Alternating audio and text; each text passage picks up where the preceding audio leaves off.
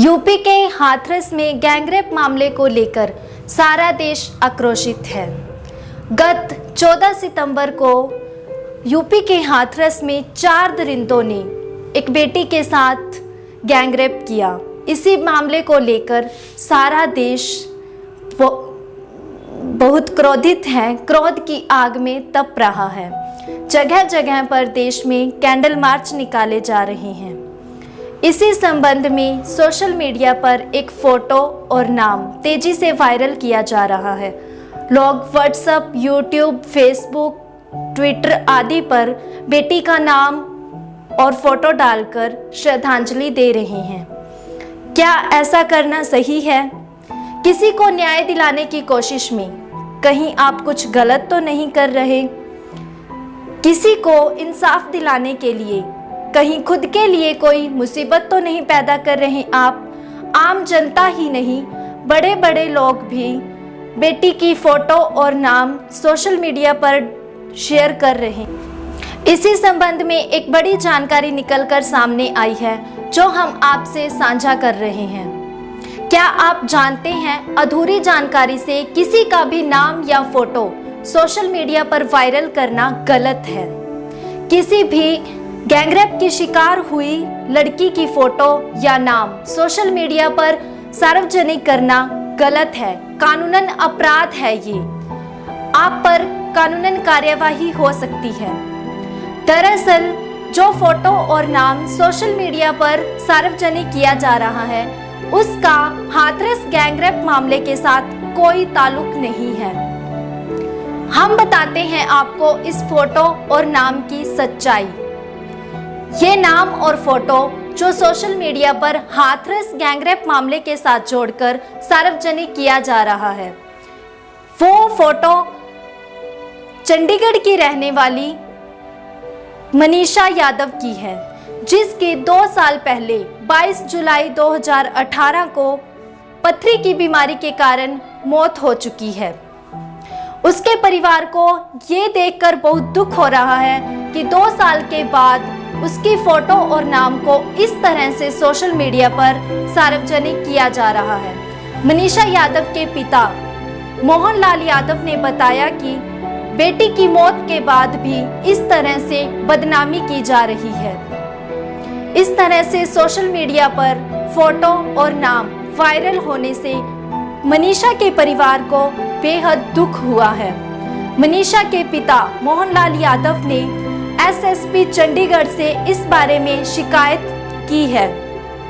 उन्होंने social media पर उसका नाम और फोटो वायरल करने वालों के खिलाफ सख्त कानूनी कार्रवाई की मांग की है। इसी संबंध में हमने कानून के जानकारों से बात की है। आइए जानते हैं क्या कहना है कानून के जानकारों का। फिर भी अगर इस तरह के मामले हैं उसमें पीड़िता का नाम और फोटो सार्वजनिक किया जा सकता है क्या? इस बारे में कानून क्या कहता है और आपकी क्या राय? भारतीय दंड संहिता की धारा 228A(2) के तहत ऐसी किसी भी रेप विक्टिम महिला या किसी बच्ची का नाम उजागर करना, उसकी आइडेंटिटी को डिस्क्लोज करना, इवन कि उसकी लोकेशन को भी डिस्क्लोज करना बिल्कुल मनाही है। लेकिन उसके बावजूद अभी कुछ देखने में आया है कि देश भर में ऐसी कुछ जब घटनाएं होती है तो कुछ सामाजिक संगठन आगे आते हैं, जो कि उनका आगे आना जायज़ भी बनता है और ऐसी चीज़ों के लिए उनको आगे आना भी चाहिए।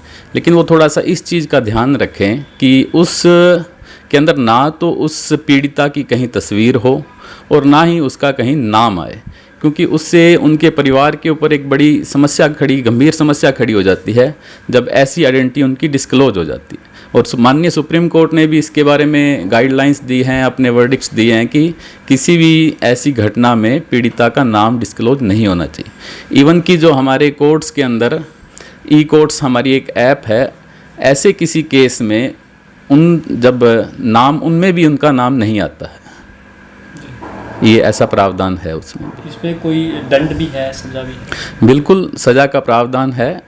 शायद 2 साल की सज़ा का प्रावधान है। ऐसा अगर कोई करता है तो 2 साल की सज़ा का प्रावधान है। तो उन लोगों को आप क्या कहना चाहोगे जो इस तरह की कर रहे हैं चीज़ें? मैं उनकी जो संवेदनशीलता ऐसे मुद्दों के ऊपर होती है, उनके लिए मैं उनको कहूँगा कि वो ठीक करते हैं कि श्रद्धांजलि देते हैं और सरकार का ऐसा विरोध करते हैं। वो अपना जायज़ है, वो उनका एक राइट है, उसके तहत उन्हें वो करना भी चाहिए, उसके लिए कोई मनाही नहीं है। लेकिन थोड़ा सा वही ये ध्यान रखें कि ऐसी किसी महिला बच्ची का नाम या लोकेशन या उसकी आइडेंटिटी या उसकी तस्वीर ऐसे श्रद्धांजलि समारोह में या कैंडल मार्च में ना आगे आए, ताकि उस बच्ची के भविष्य के साथ खिलवाड़ ना हो पाए, क्योंकि उसका अभी जीवन आगे पड़ा होता है। और जब ऐसी चीज़ें उजागर हो जाती हैं एक बड़े स्केल पे, तो उसके सामाजिक जीवन के लिए एक बहुत बड़ा खतरा बन जाती हैं। थोड़ी सी बैनर के साथ निकाले जा रहे हैं, क्या ऐसा करना सही है? देखिए स्वामी जी, बात ये है कि मेरे हिसाब से ज़्यादातर जो, अगर एलनाबाद की बात करें, एलनाबाद के अंदर जो समाज सेवी संस्थाएँ हैं, संगठन हैं, धार्मिक जो भी हैं, इन्होंने जो कैंडल मार्च निकाला है, क्योंकि आजकल सोशल मीडिया का ज़माना है, आपको पता है। सोशल मीडिया के ऊपर जो ये हाथरस जो गैंगरेप हुआ है, उसके अंदर जो फ़ोटो वायरल हो गई है, लोगों ने उसको ही उठा लिया है। ज़्यादातर लोगों को इसका पता नहीं भी ये लड़की जिसके साथ गैंगरेप हुआ है, जहाँ जो ये घिनौनी हरकत जो हुई है इसी के साथ हुई है, उस फ़ोटो को उठा करके उन्होंने मतलब जो कैंडल मार्च है जो निकाल रहे हैं, उसको फ़ोटो लगा के निकाल रहे हैं। फिर भी हम बात करें तो किसी भी लड़की की फ़ोटो लगाकर इस तरह बाज़ारों में से इस तरह मतलब जिसको हम कैंडल मार्च कहते हैं, जहाँ उसको श्रद्धांजलि देते हैं, फ़ोटो लगा करके इस तरह करना, ये जनतक रूप के अंदर मेरे हिसाब से सही नहीं है। क्योंकि एक पत्रकार होने के नाते मैं समझता हूँ कि कोई भी, अगर हमारे पास भी किसी लड़की की कोई इस तरह की घटना आती है, सामने किसी क्राइम की आती है, जहाँ बलात्कार की आती है, तो हम उस लड़की का नाम पत्रकार नहीं छापते हैं, क्योंकि ये एक सीक्रेसी होती है लड़की के हिसाब से, मतलब इसको नहीं छापा जाता। तो ये छरेआम इस तरह करना, मान लो जैसे उस लड़की के साथ गैंगरेप हुआ और उसकी फ़ोटो लगा करके, पहली बात तो वो फ़ोटो ही सही नहीं है, नंबर एक तो जो फ़ोटो मीडिया ने सोशल मीडिया पे आ गई उसी को उठा करके जो है ये संगठन है वो कर रहे हैं, निकाल रहे, तो ये गलत है मेरे हिसाब से। इस तरह नहीं करना चाहिए। थोड़े जो संगठन है उनको थोड़ा अवेयर होना चाहिए इसके बारे में। पहली नंबर एक तो मैं इससे सहमत नहीं हूँ, लगानी नहीं चाहिए फ़ोटो। और नंबर दो पे ये पता जरूर करना चाहिए ये लड़की कौन है, कि किस लड़की के साथ, उसकी फ़ोटो का कम से कम पता होना चाहिए, है ना। तो फ़ोटो लगानी भी नहीं चाहिए। अगर मान लो ये किसी और लड़की किसी की फ़ोटो है, वायरल हो गई है, किसी ने वैसे कर दी है फ़ोटो, अगर उसको आप मतलब बाजार के अंदर इस तरह लगा कर ये फ़ोटो करते हो, तो ये तो बहुत ही बुरा है, बहुत बुरा है। मैं इसको अच्छा नहीं समझता। इलाहाबाद में ये पुलिस की मौजूदगी में जुलूस निकाला जा रहा है, पुलिस भी इस पर कुछ नहीं बोल रही है। दरअसल पुलिस को अनजान है, पुलिस इस मामले में, पुलिस को भी नहीं पता है। आप पुलिस से भी पता करोगे, डिप्टी साहब से पता करोगे, SHO साहब से पता करोगे, तो मेरे हिसाब से उनका जवाब भी यही होगा भी उनको इस बारे में बिल्कुल भी जानकारी नहीं है। और जो सोशल मीडिया पे फ़ोटो वायरल हो गई है, उसी को इन्होंने जो संगठन है उन्होंने उठा लिया है। तो ये आपने अच्छा, आपका कदम है बहुत बढ़िया, जो मैं आपकी सराहना करता हूँ इसके लिए कि आप इस मामले को लेकर के आए। क्योंकि एक लड़की को इस तरह से बाजार में फ़ोटो उसकी करके और ये निकालना बहुत बुरी बात है, ऐसे नहीं होना चाहिए। उसके बाद बदनामी की जा रही है, लेकिन इलाहाबाद में भी ऐसा हो रहा है, आप इस पर क्या कहना चाहेंगे? हाथरस मामले में पीड़िता लड़की के उस घिनौने अपराध के विरोध स्वरूप लोग शांतिपूर्वक कैंडल मार्च या शांतिपूर्वक विरोध अपना दर्ज करवा रहे हैं। और रही फ़ोटो के बाद किसी और लड़की का आपने फ़ोटो बताया, वो हमारे संज्ञान में नहीं है मामला। अब उसकी ऐसी कोई बात है तो हम देखेंगे क्या न्याय संगत कार्य क्या होगा वो करेंगे। हाथरस की ये जो घटना हुई है ये भी काफ़ी संवेदनशील मामला है और जनता को अपना रोष दिखाना भी चाहिए कि ऐसी घटनाओं की पुनरावृत्ति ना हो पाए।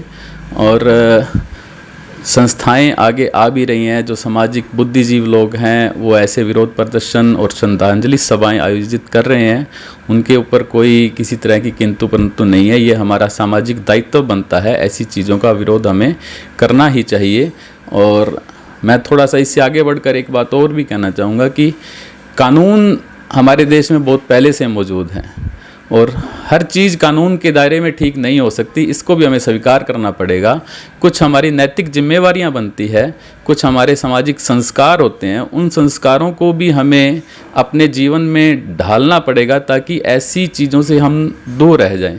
अगर उदाहरण के तौर पर कहूँ, हमारे देश में 2 बार नवरात्रों का उत्सव आता है और उन दोनों उत्सवों में छोटी बच्चियों की हम पैर धोकर उनकी पूजा करते हैं। अगर ये भाव हम अपने जीवन में उतारें कि वो जो महिला है या बच्ची है वो हमारे लिए पूजनीय है, अगर इन भावों के साथ हम अपने बेटों को बड़ा करेंगे तो शायद ऐसी घटनाओं पर रोक लग सकती है। और ये हमारी सामाजिक और नैतिक जिम्मेवारी बनती है। और एक हम अपने जैसे पत्रकार एसोसिएशन की तरफ से, सामाजिक धार्मिक संगठनों की तरफ से, इलाहाबाद की सारे जो लोग हैं, अवेयर लोग हैं, उनकी तरफ से हम ये जरूर मांग करते हैं कि इस जो घटना है, इतनी घिनौनी जो हरकत हुई है, उसके जितने भी दोषी हैं वो पकड़े, मतलब पता है, उनकी शनाख्त हो चुकी है, और उन सभी को पकड़ के सख्त से सख्त सज़ा सरकार को, प्रशासन को और कोर्ट को देनी चाहिए, और फास्ट ट्रैक कोर्ट होनी चाहिए इसके लिए, क्योंकि वो जो दोषी हैं उनको जल्दी से जल्दी सज़ा का प्रावधान हो सके, और जल्द सख्त से सख्त सज़ा, जैसे फांसी की सज़ा लोग संगठन है वो कर रहे हैं, हम भी इसका जो है पुरजोर समर्थन करते हैं, और हम मांग करते हैं कि इसकी जल्दी से जल्दी इनको सज़ा जो सख्त दी जानी चाहिए, ताकि आने वाले टाइम के अंदर, फ्यूचर के अंदर इस तरह की जो घटनाएं हो रही हैं, निरंतर हो रही हैं, इनके ऊपर अंकुश लग सके।